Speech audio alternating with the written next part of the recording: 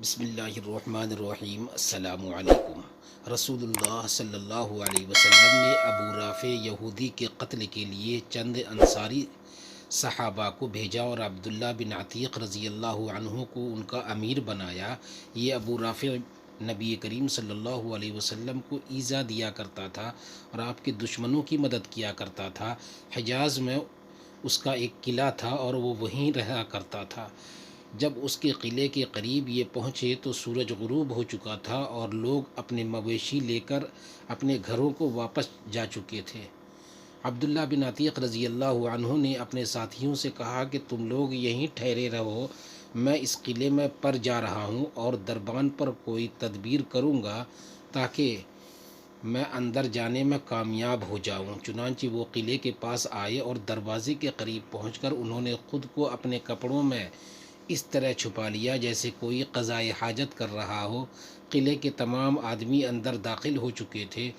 دربان نے آواز دی، اے اللہ کے بندے، اگر اندر آنا ہے تو جلدی آ جا، میں اب دروازہ بند کر دوں گا۔ عبداللہ بن عتیق رضی اللہ تعالی عنہ نے کہا، چنانچہ میں بھی اندر چلا گیا اور چھپ کر اس کی کارروائی دیکھنے لگا۔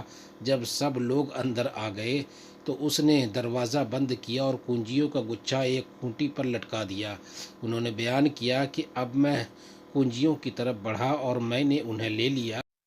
پھر میں نے قلعے کا دروازہ کھول لیا۔ ابو رافع کے پاس رات کے وقت داستانیں بیان کی جا رہی تھی اور وہ اپنے خاص بالا خانے میں تھا۔ جب داستان گو اس کے یہاں سے اٹھ کر چلے گئے تو میں اس کے کمرے کی طرف چڑھنے لگا۔ اس عرصے میں جتنے دروازے اس تک پہنچنے کے لیے کھولتا تھا انہیں اندر سے بند کرتا جاتا تھا۔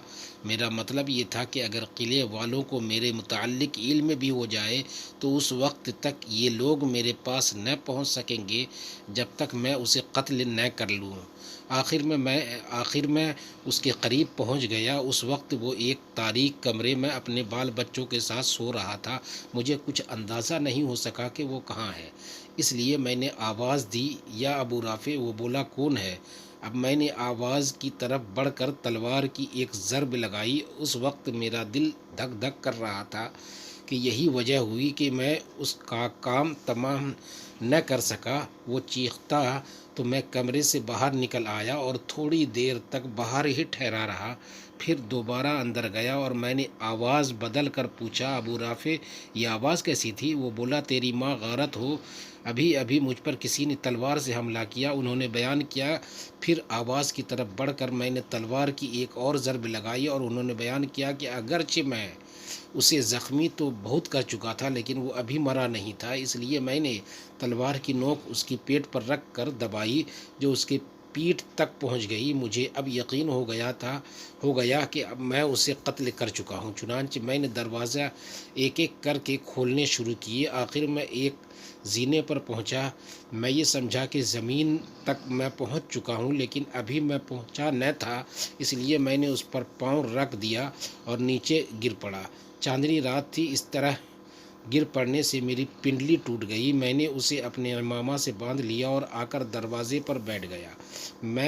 میں نے یہ ارادہ کر لیا تھا کہ یہاں سے اس وقت تک نہیں جاؤں گا جب تک یہ معلوم نہ کر لوں کہ آیا میں اسے قتل کر چکا ہوں یا نہیں۔ جب مرغ نے آواز دی اسی وقت قلعے کی فصیل پر ایک پکارنے والے نے کھڑے ہو کر پکارا کہ میں اہل حجاز ہوں، ابو رافع کی موت کا اعلان کرتا ہوں۔ میں اپنے ساتھیوں کے پاس آیا اور ان سے کہا کہ چلنے کی جلدی کرو، اللہ تعالیٰ نے ابو رافع کو قتل کرا دیا۔